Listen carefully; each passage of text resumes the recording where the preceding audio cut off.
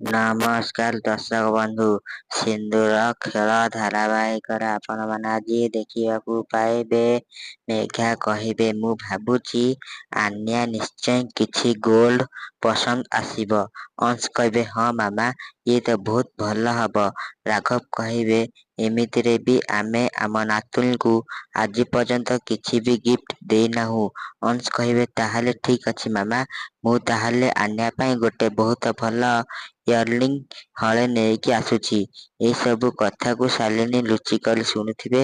ଠିକ ଏଇ ସମୟରେ ଶାଲିନୀ ନିଜକୁ ନିଜେ କହୁଥିବେ, ଆରମ୍ଭ ହୋଇଗଲା ନାତୁଣୀ ପାଇଁ ସମ୍ପତ୍ତିର ବର୍ଷା। ଏମିତି ନ ହଉ, ଏମାନେ ସବୁ ସମ୍ପତ୍ତି ଆନ୍ୟା ନାଁରେ ଉଡ଼େଇ ଦିଅନ୍ତୁ। ଆରେ କିଛି ତ ବାକି ଥିଲେ ତ ମୋ ନାତି କି ନାତୁଣୀ ପାଇବେ। ଏମିତିରେ ବି ମୋର ନାତୁଣୀ କି ନାତି ଟିଏ ଅଛି ବା କୋଉଠି। ମୋ ବୋହୂ ଝିଲମିଲିର ଯୋଉ ହିସାବରେ ଚାଲିଛି, ମତେ କାହିଁ ଲାଗୁନି ବଞ୍ଚିଥିଲା ଯାଏ ମୁଁ ନାତି କି ନାତୁଣୀ ମୁହଁ ଦେଖିପାରିବି।